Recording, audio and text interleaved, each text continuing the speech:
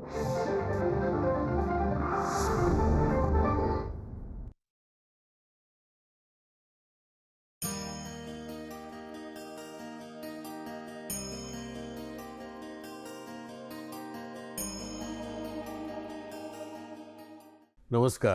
मनमोकळे शब्दयात्री या कार्यक्रमात आज आपण ज्यांच्याशी संवाद साधणार आहोत त्या विख्यात लेखिका, संशोधक आणि शैक्षणिक क्षेत्रात काम करणाऱ्या एक शिक्षणतज्ञ म्हणून डॉक्टर सिसिलिया कार्वालो आपल्या इथे आलेल्या आहेत.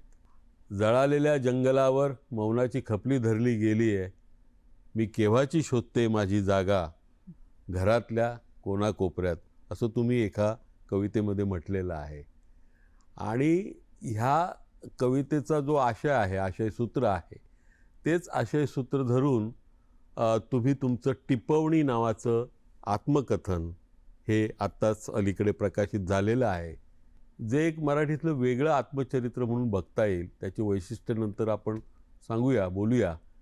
पण मला सांगा की तुम्ही ही जागा नंतर शोधलीत, आपली आपण निर्माण केलीत आणि मराठी साहित्यामध्ये आज एक आपलं स्वतःचं वेगळं स्थान निर्माण केलं. हे करत असताना तुम्ही म्हणजे तुम्ही कथा लिहिल्यात, कविता लिहिल्यात, कादंबरी लिहिली, बालसाहित्य लिहिलं, संशोधन केलं. हे करत असताना तुम्ही शैक्षणिक क्षेत्रामध्ये आणि सांस्कृतिक क्षेत्रामध्ये, म्हणजे महाराष्ट्राचं सांस्कृतिक धोरण समिती होती त्याच्यावर पण तुम्ही सदस्य होता.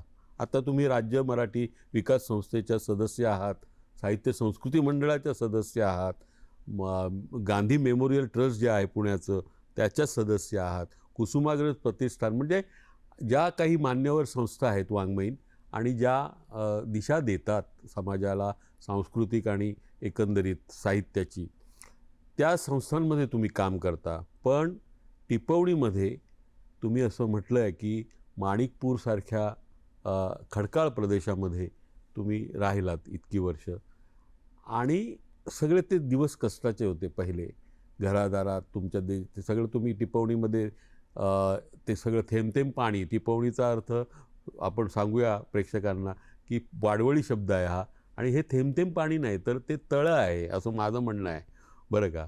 ह्याच वेळी तुम्ही मामाचं गाव, तुमचं जे मूळ गाव, ती हिरवीगार वसई, म्हणजे एकीकडे सगळा रखरखीत पट्टा आणि एकीकडे हिरवीगार वसई, हे सगळं तुमच्या पुढच्या साहित्यामध्ये पण दिसून येतं. तर हे सुरुवातीचे जे दिवस आहेत यातून तुमची जडणघडण झाली, त्याबद्दल थोडं सांगा. नमस्कार. तुम्ही खूप छान सांगितलीत, म्हणजे ही पार्श्वभूमी तुम्ही तयार केलेली आहे. टिपवणी हे आत्मकथन आहे, म्हणजे अगदी बालपणापासूनचा सगळा प्रवास आहे त्याच्यामध्ये.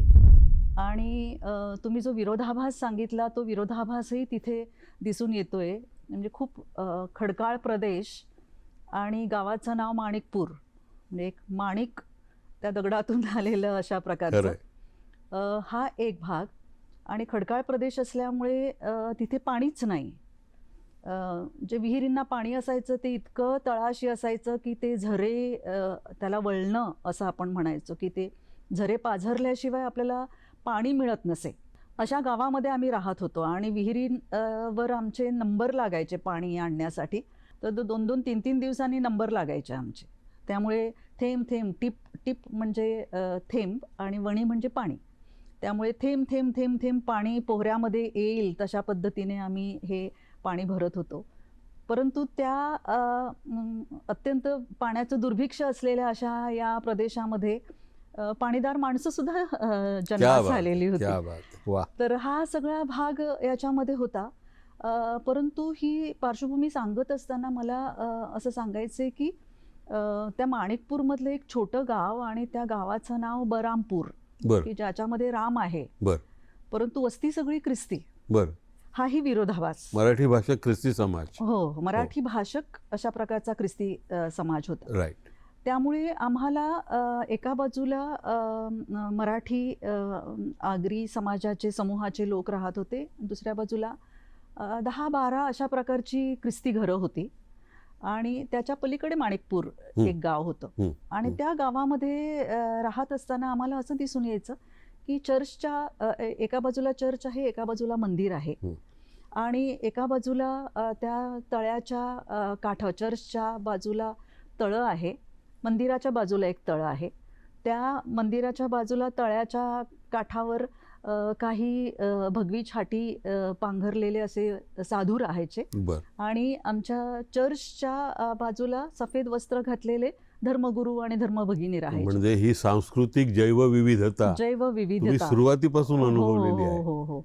त्यामुळे असं ते दृश्य बघितल्यानंतर असं वाटायचं की या गावात पाणी नाही आहे, परंतु एका बाजूला जणू काही झेंडूची फुलं भगव्या वा. रंगाची फुललेली आहेत, वा. आणि दुसऱ्या बाजूला जणू काही एक शुभ्र रंगाची रोझरी आपल्याला दिसायची. क्या बात. आणि इथूनच मला असं वाटतं की सांस्कृतिक एकात्मतेचं बीज तिथे पडलं गेलं. त्यामुळे सगळी वस्तू म्हणजे मराठी, मुळात मराठी असलेले लोक आणि मराठी भाषक अशा प्रकारचा ख्रिस्ती समाज यांची सांस्कृतिक दृष्ट्या खूप एकता दिसून यायची. आणि एकमेकांच्या घरी आम्ही जायचो, सणावाराला आम्ही जात असू, आणि त्यामुळे आम्हाला ते आमच्यापेक्षा वेगळे असे कधी वाटलेच नाहीत. त्यांची भाषा थोडीशी वेगळी होती, आमची वाडवळी भाषा होती, त्यांची आगरी भाषा होती, आणि त्याच्यातूनही आम्हाला सांस्कृतिकतेचा एक छान असा समतेचा धडा आम्हाला मिळत गेला. आणि आमच्या जन्मापासून जे बॅप्टिझम हा नामकरण विधी जो असतो चर्चमध्ये, त्याच्यासाठी आमच्याकडे धर्म आई आणि धर्म बाप असायचे, की आई वडिलांच्या व्यतिरिक्त ते त्यांना चर्चमध्ये घेऊन जायचे. परंतु त्याचबरोबर या मराठी समाजातले, आगरी समाजातले आमचे काही बांधव जे होते ते आमच्या आईवडिलांनी नवीन नातेसंबंध निर्माण केलेले असायचे, आणि ते धर्म आई आणि धर्म बाप म्हणून त्यांच्याबरोबर साक्ष देण्यासाठी चर्चमध्ये सुद्धा जायचे. इतकं एकोपा या समाजामध्ये होतं. अशा समाजात आम्ही वावरलो, परंतु दारिद्र्य दोन्ही समाजामध्ये होतं. गरिबी होती आणि शिक्षणाची सोय थोडीफार अशी होती, आणि गावातच शाळांची सोय असल्याकारणाने आम्ही गावातल्याच मराठी शाळांमध्ये शिकलो. त्यामध्ये तिथे सुद्धा वेगवेगळ्या समाजातले समूहाचे लोक होते, आणि अशा पद्धतीने आम्ही वाढत असताना मला एक दिसून आलं की मी कॅथोलिक पंथीय ख्रिस्ती समाजामध्ये जन्मास आलेले होते. अत्यंत धार्मिक अशा स्वरूपाचं हे कुटुंब, आणि या कुटुंबामध्ये आमच्या एकूणच कुटुंबामध्ये म्हणजे आमचे चुलते असायचे, काका मामा वगैरे, हे जे सगळे एका ठिकाणी असायचे वसईमध्ये. आमच्या कुटुंबातले एकूण 10 जण, म्हणजे 8 आमच्या बहिणी या धर्मभगिनी होत्या, साध्वी होत्या. बरोबर. आणि 2 प्रीस्ट होते, त्याच्यापैकी एक जण तर बिशप पदापर्यंत पोहोचलेला होता. तर सिसिलिया, आणि ह्याला जोडून एक प्रश्न विचारतो. तुम्ही म्हणालात की म्हणजे विशेषतः कॅथोलिक ख्रिस्ती समाजामध्ये विशेषतः महिलांचं असं असतं की एक तर तिने लग्न करायचं किंवा धर्मभगिनी व्हायचं, हे 2च पर्याय. बरोबर. हे दोन्ही पर्याय थोडासा बाजूला ठेवून तुम्ही एक स्वतःचं स्थान निर्माण केलं, लग्न न करताही क्वालिटी लाईफ कसं जगता येतं हे तुम्ही दाखवून दिलंत. बरोबर.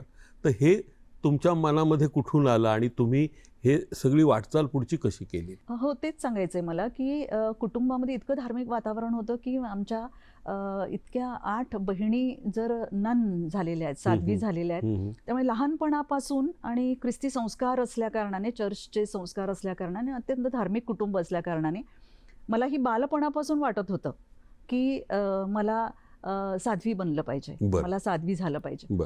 आणि अनेक वर्षपर्यंत त्याचं गारूड माझ्या डोक्यात इतकं होतं की त्यामधून बाहेर पडायला मला खूप वेळ लागला. परंतु त्यानंतर सुद्धा म्हणजे लग्न करणं किंवा साध्वी होणं याच्यापैकी एकही आयुष्य न पत्करता किंवा एकही मार्ग न पत्करता आपण वेगळा मार्ग पत्करावा असं मला जे वाटायला लागलं ते मला वाटतं की शिक्षणाचा प्रभाव होता. आणि शिक्षणामुळे मी सतत पुढे जात होते आणि शिक्षणामध्ये मला जरा गती होती, जरा म्हणजे फार गती होती. आणि तुम्ही साहित्यामध्ये विजयाबाई राजाध्यक्षांनी तुमच्या कवितेबाबत म्हटलेलंच आहे की ही एक अशी कवयित्री आहे की जिने स्वतःची वाट स्वतः निर्माण केली. ती कविता एक तुम्ही सादर करावी. कवितेचं नाव आहे भाग्य. सतीची चिता विझवून बाई स्वतः झाली ज्वाला, उडी मारते चालत्या गाडीतून सत्व सांभाळते होऊन जयबाला. बदामच्या राणीची ती गात नाही गाणी, अध्यात्माची गोळी घेऊन करीत नाही शुचिरभूत आपली वाणी. झिजत्या वाहनांबरोबर बघते ती तळव्याच्या भेगा, तळहाताच्या गुळगुळीत झाल्या पाटीवर आखते नव्या रेघा. ती लिहिते कथा रात्रीच्या पोटात दडलेल्या चांदण्यांच्या, आसवांच्या सागरात बुडालेल्या मौक्तिकांच्या. वा. ती नाही मोकळे करीत बासन वासनांचे, ती हुंगत हुंगत माग काढणाऱ्या कुत्र्यासारखी, ती वासावर फडा उभारणाऱ्या नागासारखी, आहा. ती पावसाळ्यात उगवणाऱ्या छत्र्यांसारखी. वा. पावला एवढ्या जमिनीवर भाग्य लिहिणारी ती, तिने कधीच विझवले चितेवरील सतीचे भाग्य, तिच्या सत्वाचे भाग्य तिने उजळले आहे. आपल्या सत्वाचं भाग्य उजळवणाऱ्या डॉक्टर सिसिलिया कार्वालो यांच्याशी हा संवाद असाच पुढे चालू राहणार आहे. थोडीशी विश्रांती तोपर्यंत.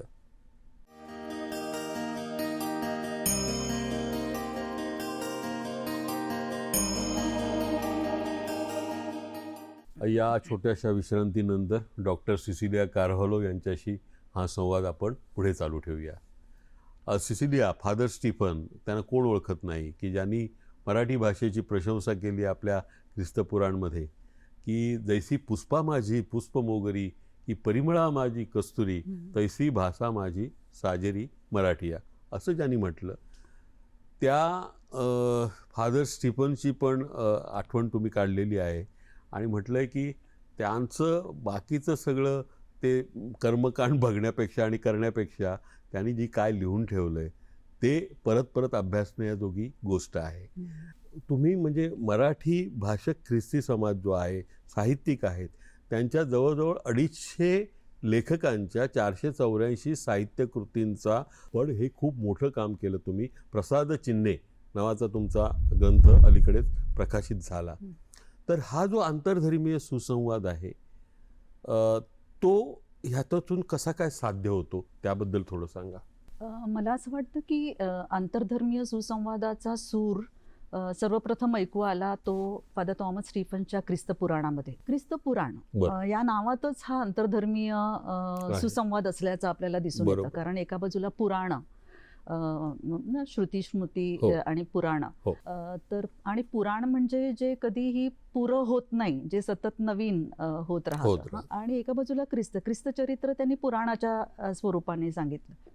तर तिकडनं हा जो सूर सुरू झाला त्याच्यामध्ये त्यांनी मुळामध्ये फादर थॉमस स्टीफन्स हे इंग्रज होते आणि ते जेजुईट धर्मप्रसारक होते. आणि ते जेव्हा गोव्यामध्ये आले तेव्हा त्यांनी इकडच्या भाषा ते शिकले आणि त्यांना असं वाटलं की ख्रिस्तचरित्र इकडच्या लोकांच्या बोलभाषेमध्ये द्यावं, म्हणून ते कोकणी आणि मराठी वगैरे शिकले होते. त्यांनी जेव्हा हे लेखन केलं त्यावेळेला त्यांनी अनेक संकल्पना ज्या आहेत ह्या संकल्पना त्यांनी हिंदू धर्मामध्ये प्रचलित असलेल्या अशा प्रकारच्या त्यांनी वापरलेल्या आहेत. इथूनच तो आंतरधर्मीय सुसंवाद सुरू झाला. ते रिद्धी सिद्धी असं म्हणतात, यमकोंड असं म्हणतात, प्रभावळ असं म्हणतात, वेद पुराणाच्या ऐवजी सत्यप्रकाश वेद असं बायबलला म्हणतात.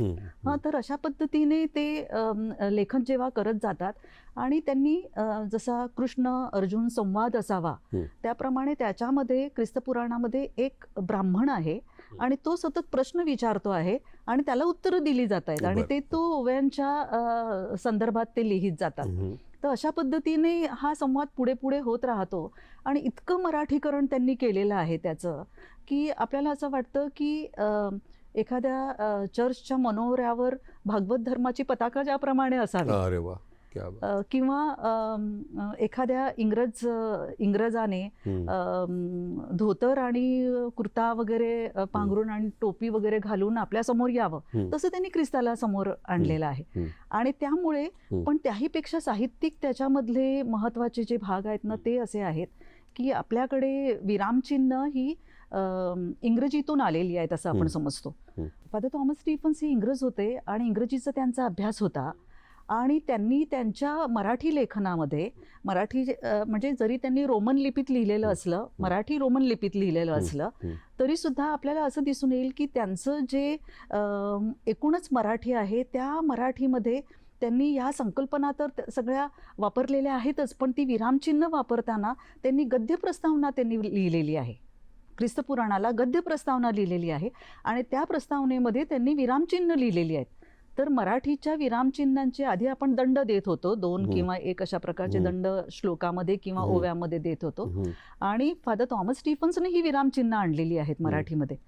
हे मराठीसाठी त्यांचं खूप मोठं योगदान आहे असं मला वाटतं. आणि पुढे ख्रिस्ती समाजीय मराठी साहित्य संमेलन, मला वाटतं आतापर्यंत 27 संमेलन परवाच नाशिकला झालं. आता ह्या संमेलनांचं काय महत्व, आवश्यकता आणि एकंदरीत आंतरधर्मीय सुसंवाद, पुन्हा एकदा मी त्याच्याकडे वळतो, त्याचं तुम्हाला वाटतं की तुम्ही सुद्धा एका संमेलनाच्या अध्यक्ष होता, बरोबर? तुम्हाला काय वाटतं ह्या संमेलनातून काय साध्य होतं? ख्रिस्त पुराणाचा संदर्भ मी पुढे अशा पद्धतीने आणते की नारायण वामन टिळकांनी, रेव्हरंड नारायण वामन टिळक यांनी ख्रिस्तायन लिहिलं. म्हणजे ख्रिस्त पुराण आणि रामायण या धर्तीवर त्यांनी ख्रिस्तायन लिहिलं. बरोबर. आता ते मराठीच होते, पण त्यांच्यामध्ये सुद्धा 2 संस्कृतीचा संगम आहे. किंवा त्यांनी ख्रिस्ती धर्म स्वीकार केल्यानंतर त्यांच्यामध्ये झालेलं जे परिवर्तन आहे, किंवा त्यांनी असं म्हटलेलं आहे की तुका नामक सेतूवरून मी तुझ्याकडे आलो ख्रिस्ता, असं जे म्हटलेलं तिथेही आपल्याला तो सूर दिसून येतो. प्रसाद चिन्ह हा तुम्ही जो आधी एक प्रश्न विचारला होता, त्याचं ही आपल्याला संदर्भ असा देता येईल की त्याच्यामध्ये 484 पुस्तकं, म्हणजे 100 वर्षातली ही पुस्तकं आहेत. फादर थॉमस स्टीफन्सच्या पासून मध्ये मला वाटतं 1-2 शतकं गेलेली आहेत. आणि त्यानंतर जे लेखन झालेलं आहे त्यामध्ये कॅथोलिक पंथीय आणि प्रोटेस्टंट पंथीय अशा मराठी भाषक ख्रिस्ती समाजीय लेखकांचं जे साहित्य आहे, त्या साहित्याचा म्हणजे कथा, कादंबऱ्या, चरित्र, आत्मचरित्र, पथनाट्य, विनोदी स्वरूपाचं साहित्य यांची त्यांच्या पुस्तकांचा सारांश आहे त्याच्यामध्ये. आणि त्याच्यामध्येही मला असं दिसून येतं की आपल्याला जे स्वातंत्र्य आहे ते स्वातंत्र्य, म्हणजे आपल्याला संविधानाने दिलेलं स्वातंत्र्य जरी आपल्याला नंतरचं मिळालेलं असेल तरी त्याच्या आधीही त्यांनी हे स्वातंत्र्य घेतलेलं आहे लेखनामध्ये. ते मला पृष्ठभागावर आणणं जास्त महत्त्वाचं वाटलं. आणि दुसरा एक महत्त्वाचा मुद्दा असा होता की मराठी भाषेला अभिजात भाषेचा दर्जा मिळाला. बरोबर. त्यामुळे बोलींवरही बरंचसं काम त्याच्यामध्ये झालेलं होतं. त्यामुळे त्या बोलींचा संदर्भ म्हणजे संशोधनात्मक स्वरूपाचं जे लेखन झालेलं होतं ते त्याच्यामध्ये आपण घेतलेलं आहे. आणि अशा पद्धतीने हे सगळं म्हणजे मराठी भाषक ख्रिस्ती समाजीय लेखकांचं जे साहित्य आहे हे इतकं साहित्य आहे ते दुर्लक्षित होऊ नये. आणि फक्त हाताच्या बोटावर मोजण्या इतके ख्रिस्ती मराठी भाषक लेखक कवी जर लोकांना माहिती असतील तर आपल्यासोबत या लोकांनाही घेऊन जावं असं एक मला वाटलं. आणि म्हणून मी ते सगळं साहित्य प्रकाशात आणण्याचा प्रयत्न केला. यापुढे त्या बोलीवर म्हणजे वाडवळी बोलीवर सुद्धा तुम्ही खूप काम केलंय, त्या संदर्भात पण आपण बोलणार आहोत. तोपर्यंत थोडीशी विश्रांती.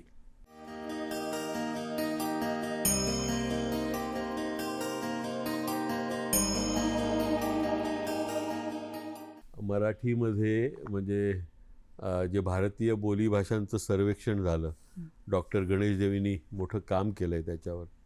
तर मला असं आढळलं, मी आणि प्रेमानंद गजवींनी एक संपादन केलं, बोलीभाषा चिंता आणि चिंतन. तर तो अभ्यास करत असताना असं लक्षात आलं की मराठीच्या जवळजवळ आज ज्ञात असलेल्या 68 बोली आहेत आणि त्याच्यामध्ये वाडवळी बोली ही खूप महत्त्वाची बोली आहे. तर वाडवळी बोली अंमलान लेणे असं तुम्ही ग्रंथसिद्ध केला. तर वाडवळी बोलीची वैशिष्ट्ये, नंतर हिंदोळा तुमचं पुस्तक आहे लोकगीतांचं, वाडवळी स्त्री जीवन दर्शन, त्याच्यातून सगळं दर्शन घडतं, बरोबर? त्याबद्दल सांगा. बोली या अंमलान लेणे असं जे मी म्हटलेलं आहे, बोली या कधी कोमेजून जाणाऱ्या नसतात. त्याच्यात खरा ताजेपणा हा भाषेचा जो आहे ना, हा बोलीभाषांच्यामध्ये आहे, बोलींमध्ये आहे, बोलभाषांमध्ये आहे. कारण आपण जी प्रमाण मराठी भाषा समजतो, ही प्रमाण मराठी भाषा कशी तयार झालेली आहे, तर हे छोटे छोटे गावातून येणारे जसे झरे असतात आणि एका मोठ्या नदीला जाऊन मिळतात, त्याप्रमाणे हे बोलीभाषांचे वेगवेगळ्या विभागातून, कारण प्रादेशिक भाषा आहे. मी तर रक्तवाहिन्याच म्हणतो, बोली ह्या प्रमाण भाषेच्या रक्तवाहिन्या असतात. अगदी बरोबर, नाही का? हां, तर ते एकत्र येतात आणि त्यातून प्रमाण भाषा आपली निर्माण झालेली आहे. आणि बोली ही आपल्या पूर्वजांची बोली आहे की ज्या आधारावरच आज आपल्याला अभिजात भाषेचा दर्जा प्राप्त झालेला आहे. त्यामुळे त्या बोलींचा अभ्यास करावा असं मला वाटलं, कारण मी विद्यापीठ पातळीवर अध्यापन करत असताना आणि संशोधन करत असताना आणि अभ्यास मंडळाचे अध्यक्ष म्हणून जेव्हा काम करत होते, तेव्हा मला असं वाटलं की वेगवेगळ्या भागातून मराठीसाठी विद्यार्थी आलेले आहेत आणि त्यांच्या बोलभाषा वेगवेगळ्या आहेत.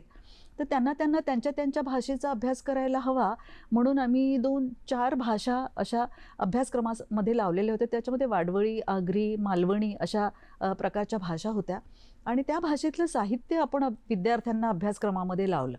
तर विद्यार्थ्यांना ते इतकं आवडलं की आपण बोलीमध्ये शुद्ध अशुद्ध असं जेव्हा काही नसतं काही त्याच्यामध्ये. नसतं, काही नसतं. आपण प्रमाण मराठीमध्ये ल ळ वगैरे असा हा शब्द उच्चारला की आपल्याला असं वाटतं की तो अशुद्ध मराठी बोलतोय. पण अशुद्ध कोणत्याही भाषेमध्ये शुद्ध आणि अशुद्ध हा भाग नसतो. व्याकरणिक दृष्टी त्याच्यामध्ये असते, पण शुद्ध अशुद्ध असा भाग नसतो.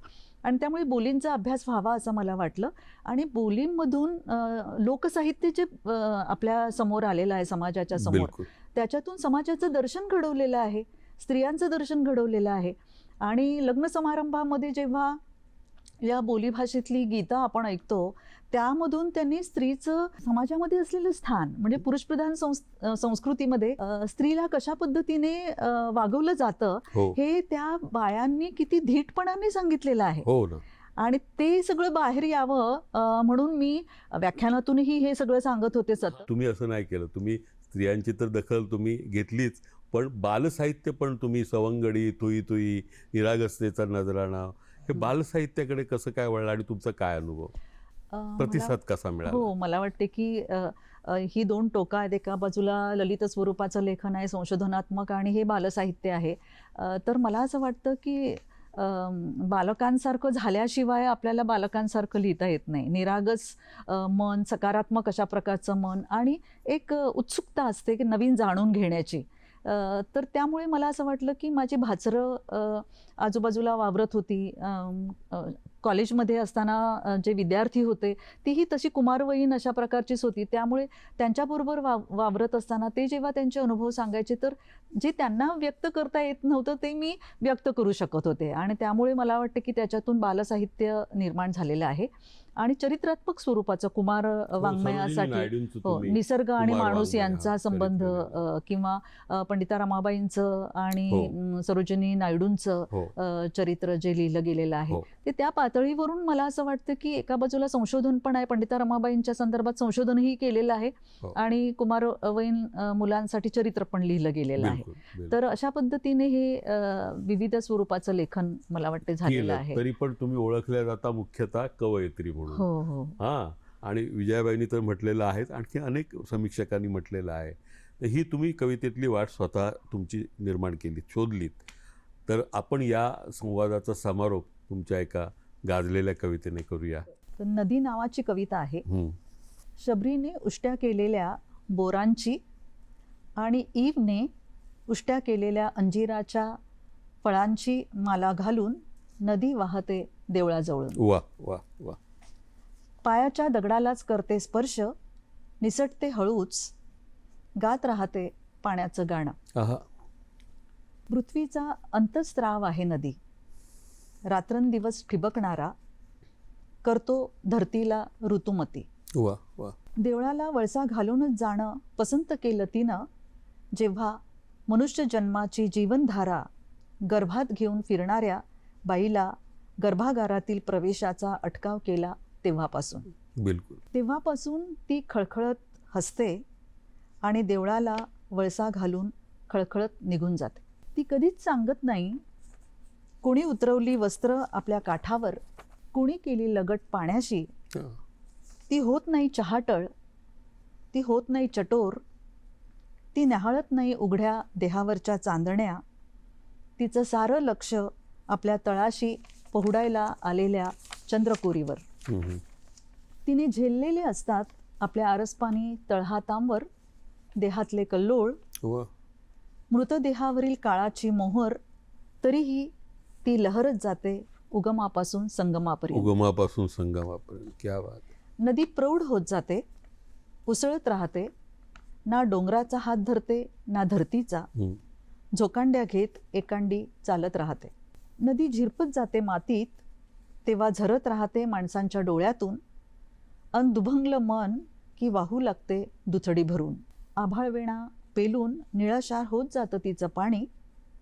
हिरवे चुटूक काठांचे ओठ गाऊ लागतात नितळ गाणी. वा वा वा वा, मग ती उमटते कैलासातून भागीरथी होऊन. क्या बात आहे. ती उमटते कैलासातून भागीरथी होऊन. सियोनाच्या उदरातून जॉर्डन होऊन. जॉर्डन होऊन ती धरते तग. भागीरथी होऊन ती धरते तग. देवळात पाऊल ठेवायची गरजच उरत नाही तिला मग. देवळात पाऊल वा, ठेवायची वा. गरजच उरत नाही तिला मग. डॉक्टर सिसिलिया, तुमच्या सृजनशीलतेची ही नदी अशीच वाहती राहो असं असंख्य दर्शकांतर्फे मी आपल्याला शुभेच्छा देतो. आपण इथे आलात आणि हा मनमोकळा संवाद साधलात त्याबद्दल दूरदर्शन सह्याद्री वाहिनीच्या वतीने आपले धन्यवाद मानतो. धन्यवाद.